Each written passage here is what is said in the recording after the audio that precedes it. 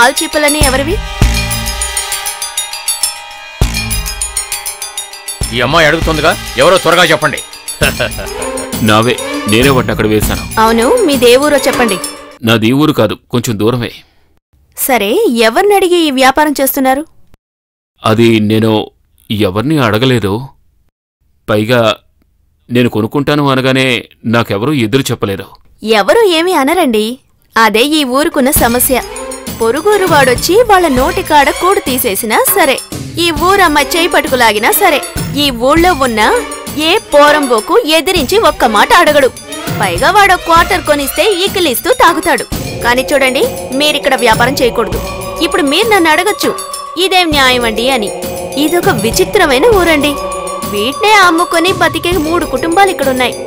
చర్చిలో పనిచేసే థామస్, శెట్టి గారు, తర్వాత నేను. కనుక ఇక్కడికొచ్చి ఇంకెవరు వ్యాపారం చేయకూడదు. నేను వీడితో ఎంతో చెప్పానమ్మా, వీడు నా మాట వినలేదు. పాపం అన్నీ తెచ్చుకున్నాడుగా, వీటిని ఏం చేస్తాడు? నా కొట్టుకి తీసుకురండి, నేను తీసుకుంటాను. ఇక్కడున్న వాళ్ళకి మందు పోయించి ఈ సమస్యని పంచాయతీకి తీసుకురావాలనుకుంటే అనవసరంగా లేనిపోని సమస్యలొస్తాయి. ఎందుకంటే ఈ ఊరు చాలా దారుణమైనది. అర్థమైందా? నేను వేరే వ్యాపారం చూసుకుంటాను. నాకు ఈ వ్యాపారం వద్దు. 6 అడుగులున్నావు కదా, ఇంకేమైనా వ్యాపారం చేసుకోవచ్చు కదా. తాగుదనమ్మా అంటూ వచ్చావు. ఈ ఊళ్ళో ఉన్న అందరు పోరంబోకులు నా దగ్గర తలో 100-500 అడ్వాన్స్ తీసుకున్నారు.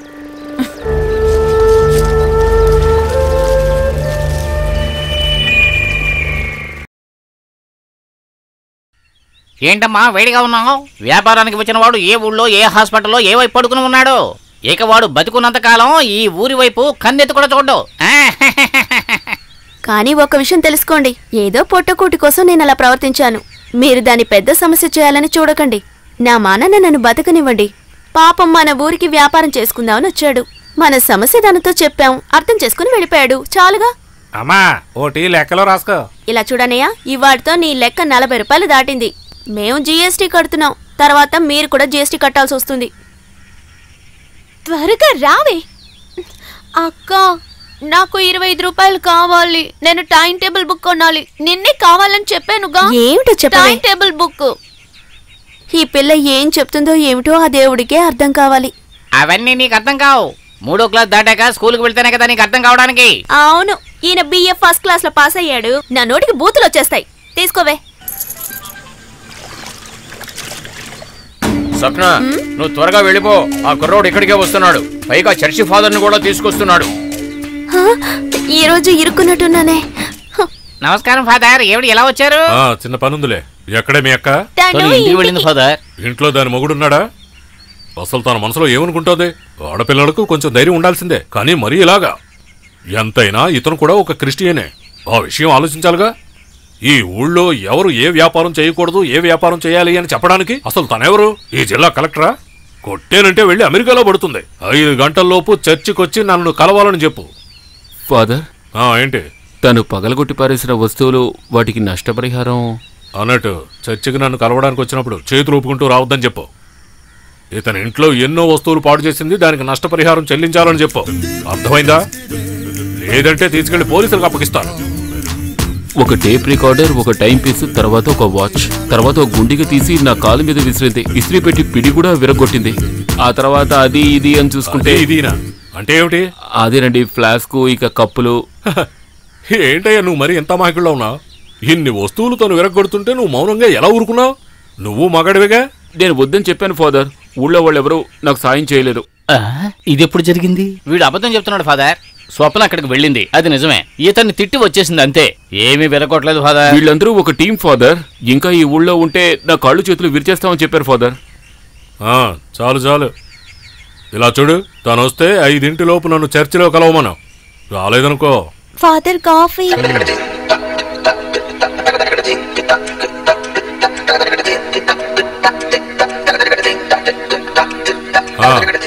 బాగా వేడిగా ఉన్న 4 మసాలా వాళ్ళు పార్సిల్ చేసి తీసుకురా.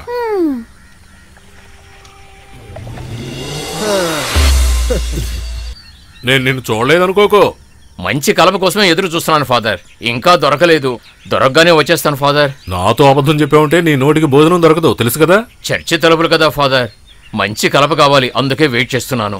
పక్క ఊర్లో ఒకరితో మాట్లాడాను. ధర కుదరగానే నేను తీసుకొస్తాను ఫాదర్. ఫాదర్ మసాలా వాళ్ళు. సరే ఫాదర్. రండి.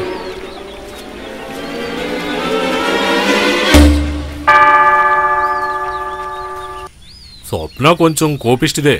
ఊళ్ళో వాళ్ళకి తనంటే భయమే. కానీ నేను కోపడ్డాననుకో పాసిపోసేస్తుంది. అయ్యో ఏదో మాట వరుస కంటే అంత రియాక్ట్ అవ్వాలా? అసలు మీ దేవురయ్యా? గుడివాడండి. గుడివాడా? అందుకే ఇలా ఉన్నారు.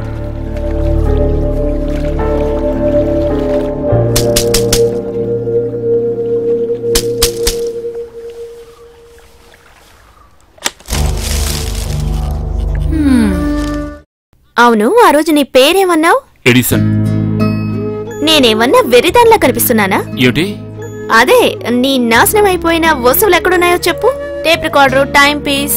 అయ్యో, నేను విరిగిపోయాయని చెప్పింది నా టేప్ రికార్డర్, టైం పీస్ కాదండి. ఇంతకు ముందు నేను చేసిన బిజినెస్ నాశనం అయిపోయిందని చెప్పాను. చికెన్ బిజినెస్ చేశాను, తర్వాత మటన్ బిజినెస్ చేశాను, ఇంగు బిజినెస్ చేశాను. అదేనండి ఇంగు బిజినెస్. పులుసుల్లో వాటిల్లో వేస్తారే, చివరికి అది కూడా నాశనం అయిపోయింది. ఇలా చూడు, ఫుట్బాల్ మ్యాచ్ జరిగేటప్పుడు మధ్యలో దూరి గోల్ వేయాలనుకోకు. గోల్ ఎలా వేయాలో నువ్వు చెప్తే చాలు, నేను రెడీగానే ఉన్నాను.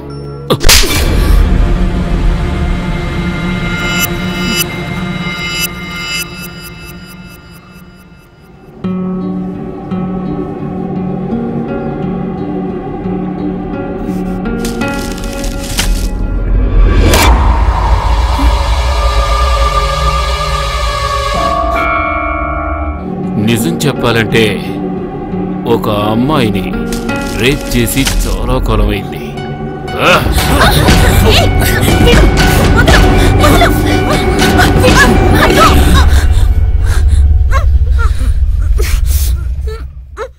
మగాడి బలం ఎలా ఉంటుందో నీకు చూపించరా? ఎందుకు పడుకున్నావు? లేచి వెళ్ళు. నీ వల్ల అనవసరంగా నా పేరు చెడిపోతుంది.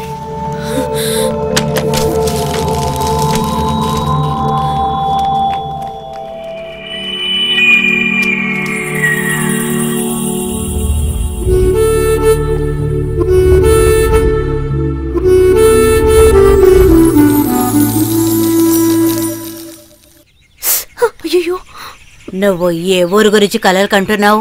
ఊరు కాదు, సిటీ. చూడు, నువ్వు అనవసరంగా నాతో ఏదేదో వాగించుకో. కాలిపోయిన వాసన వచ్చింది, అందుకే అడిగాను. మొత్తం అయిపోయిందా? పో, నాకేమీ తెలియదు అనుకోకు. మీ అమ్మ కన్నది స్వప్న అనే అమ్మాయినని ఈ ఊరు వాళ్ళకి 6-7 రోజుల క్రితమే తెలిసిపోయింది. ఆ పొరుగురు ఆయన ఇక్కడికి రావడం చాలా మంచిదైంది. ఏమిటి ముసలి ఏమన్నావు? పొగాకు అయిపోయింది అంటున్నాను. మొన్నే కదా 10 రూపాయలు పెట్టి పొగాకు కొనిచ్చాను. ఆ ఏడ్సిన బాబు వాళ్ళ చెల్లెలికి పెళ్ళయ్యాక నాకు మంచి పొగాకు తెచ్చిస్తాను అన్నాడు. ఆ అబ్బాయి వచ్చాడో లేదో తెలియలేదే. ఇలా చూడు ముసలి, తమలపాకులు కావాలి, పొగాకు కావాలని అతని ఇక్కడికి రప్పించుకో. ఇంట్లో ఈడొచ్చిన ఆడపిల్లలు 3 ఉన్నారు, తెలుసు కదా? ఈడొచ్చిన చిన్నపిల్లల సంగతి వదిలే, నువ్వు జాగ్రత్తగా ఉండు. నేనెందుకు జాగ్రత్తగా ఉండాలి? ఏమే, నువ్వు ఆడపిల్లవన్న విషయం మర్చిపోయి మాట్లాడుతున్నావా? నువ్వు ఊరికే నన్ను రెచ్చగొట్టుకో. ఏంటి ఈ రోజు త్వరగా వదిలేసారా? అవునక్క. బ్యాగ్ పెట్టేసి త్వరగా కొట్టుకు వెళ్ళు, అక్కడ చాలా పనులున్నాయి. ఎడిసన్ చెల్లెల పెళ్లి అయిపోయింది. రేపే ఆయన ఇక్కడికి వస్తున్నారు.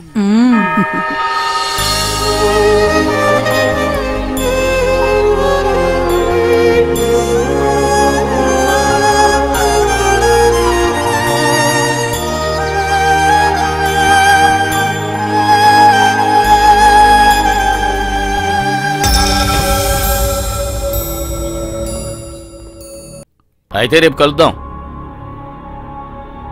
నందకుమార్ గారిని కలవాలి. గుడివాడి నుంచి వచ్చానని చెప్తే చాలు, ఆయనకి తెలుస్తుంది. ఏంటి విషయం? మా బావ ఒకడు ఇక్కడ జైల్లో ఉన్నాడు. వాడి గురించి తెలుసుకోవడానికి వస్తుంటాను. అడిగొస్తాను. ఏమైంది? మీకు కావాల్సిన వాళ్ళు ఎవరైనా లోపల ఉన్నారా? లేరు, ఊరికే చూసి వెళ్దామని వచ్చాను. చూసి వెళ్ళటానికి వచ్చాడట. ఇదేమన్నా పిక్నిక్ స్పాటా? నాకు కావాల్సిన వాడు జైల్లో ఉన్నాడు. వెంటనే రిలీజ్ అవుతాడో లేదో తెలుసుకుందామని వచ్చాను. లోపల క్షేమంగానే ఉన్నాడుగా, ఇంకెందుకు? జైలుకి వెళ్ళారా? లేదు, ఎప్పుడు వెళ్ళలేదు.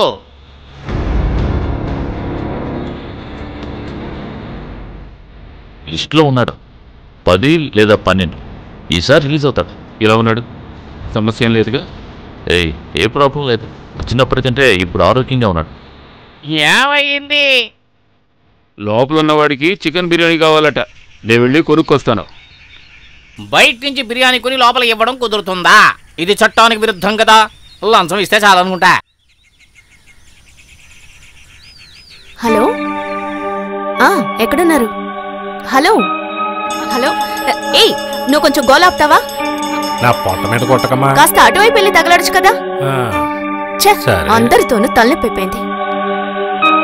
ఉదయం నుంచి మీ ఫోన్ ఆఫ్ లో ఉందేమిటి? నేను ట్రైన్లో ఉన్నాను, అందుకే ఆఫ్ చేశాను. రాత్రిలోగా వచ్చేస్తారుగా. నేను బోట్ దగ్గరే ఉన్నాను. ఆటోలో ఉన్నాను. త్వరగా రా. ఇక్కడికి వచ్చిందా?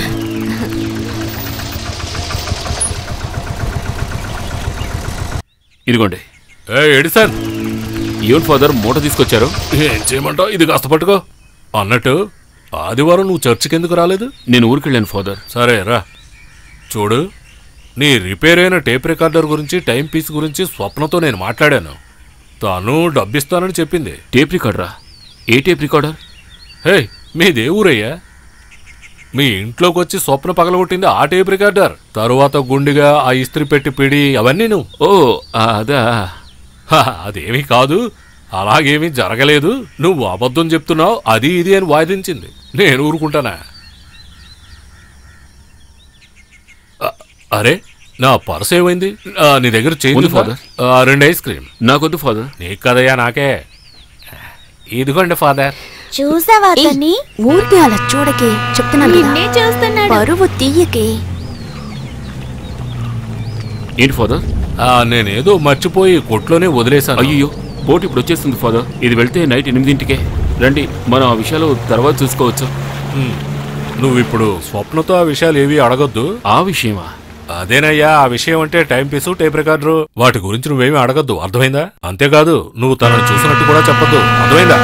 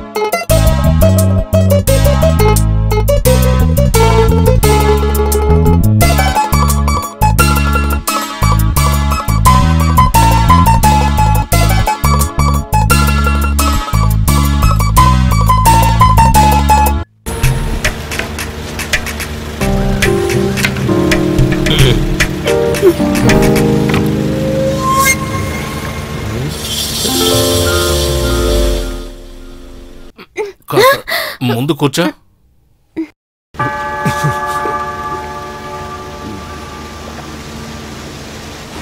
తిరుగు.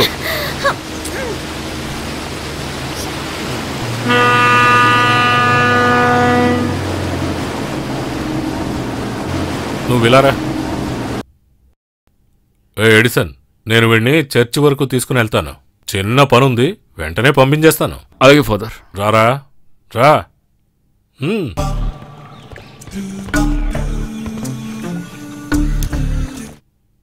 నీ ఇల్లు ఎడిసన్ ఇంటి పక్కనే కదా? అవును ఫాదర్.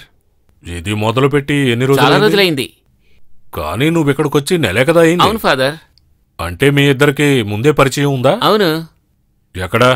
ఫాదర్, మీరు ఎవరి గురించి మాట్లాడుతున్నారో ఏం మాట్లాడుతున్నారో తెలీదు. అన్నీ నేనే అర్థమయ్యేలా చెప్పాలా? నేను చూశాను, నువ్వు కాలితో గోకే కదా. వేదవా, మర్యాదగా నిజం చెప్పు, లేదంటే నేను ఊరుకోను. ఎడిసన్కి విషయం తెలుసా? తెలీదు. దయచేసి ఈ విషయం ఎడిసన్తోనూ స్వప్నతోనూ చెప్పకండి. కావాలంటే మీ